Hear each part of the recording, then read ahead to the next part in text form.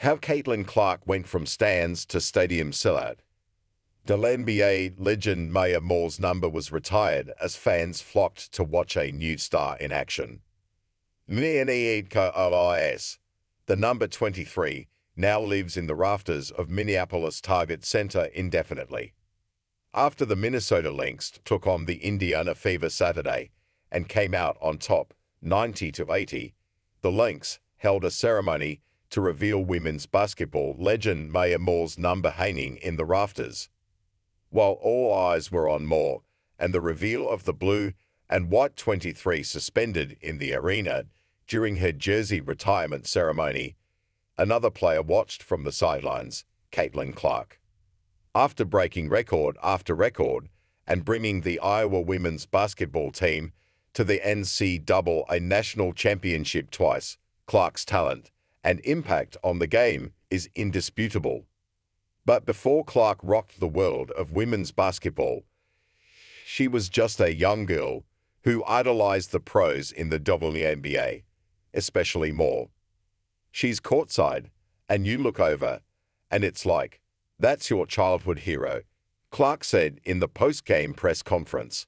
You kind of have to pinch yourself at times. So, when Clark got to stand in the tunnels while her hero was immortalized as one of the all-time greats, she couldn't help but recognize that moment as special. You can't really script it any better, Clark said. At the pre-game press conference, Clark recounted a moment when she and her dad traveled from Iowa to Minnesota to watch the Lynx play. When Clark spotted Moore, she didn't have a pen for an autograph, instead choosing to run up and give her hero a hug. There's no documentation of that moment, but in my brain, it was one of the most pivotal moments of my entire basketball career, Clark said. As a young girl loving sports, that meant the world to me. Now that years have passed and Clark has transformed into one of the biggest women's basketball players in just her first year playing in the league, Moore's influence cuts even deeper.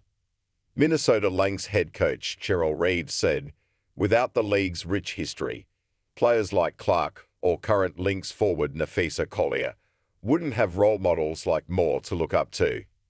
And while Moore doesn't remember the exact instance Clark ran up and gave her a hug, she certainly recognizes the impact that moment had. It's really, really cool to think about how one of those kids turned out to be Caitlin Clark, Moore said. Now, Clark gets to be that same hero for young girls across the country. Growing the game. When Caitlin Clark enters any game she plays, roaring applause follows. It doesn't matter if she's at home in Gainbridge Fieldhouse or hundreds of miles away on someone else's turf. Around 600 miles from Indianapolis, the Indiana Fever had a rather supportive crowd while playing against the Minnesota Lynx on Saturday, August 24. Black and gold shirts emblazoned with the number 22 were spotted across the packed Target Center, carried over from Clark's time playing with the Iowa Hawkeyes. Since her rocky rookie start in May, Clark has pushed ahead, already breaking records and setting new standards. On July 6, she became the first ever WNBA rookie to record a triple-double, a feat she accomplished quite often while at Iowa. On July 17, she broke the all-time record for assists in a single game, notching 19 against the Dallas Wings, just a couple of months into her professional career. On August 24, she became the fastest player in league history to score at least 500 points and notch 200 assists. Clark recorded 23 points and 8 assists against the Lynx on August 24, and the crowd roared for every free throw, field goal, and clean pass she made. While Clark's effort wasn't able to secure a win for Indiana, her influence has been intense both on and off the court. According to a mid-season stat report from the Indiana Fever, the team has seen monstrous growth in ticket sales, social media reach, and merchandise sales. This year, jersey sales for the Fever have increased by well over 1,000%, and the teen has gained 1.3 million followers on Instagram since April 15, the day Indiana selected Clark as the first pick in the WNBA draft. Growing the game and being a role model for young kids has always been a priority for Clark. Back in 2023, after Iowa lost to LSU in the NCAA National Championship, Clark spoke to her position as a figure who people look up to. "I want my legacy to be the impact I have on young kids and the people of Iowa," Clark said during the post-game press conference with tears in her eyes.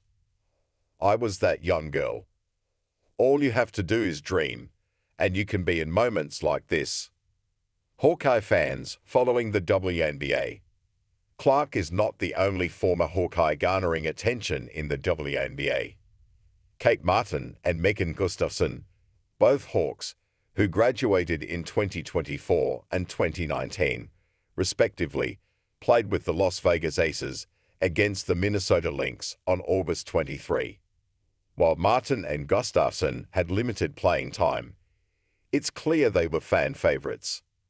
When either of the former Iowa players checked in, the crowd was bursting with energy, holding up signs with Martin's name and cheering loudly both times Gustafson scored.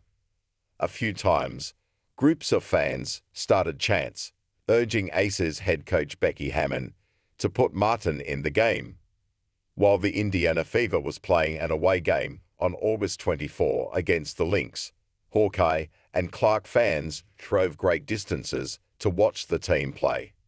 Whenever Indiana had possession of the ball, Fever fans attempted to drown out defense chants from the crowd by shouting either offense or Fever. When Clark sank her first three-point shot of the night, the crowd exploded with excitement. Billy Offerman, his wife Hallie, and their children all traveled from Iowa to cheer on Clark and the Indiana Fever in Minneapolis. The Offermans said their family started getting interested in women's basketball during Iowa's first run through the NCAA tournament.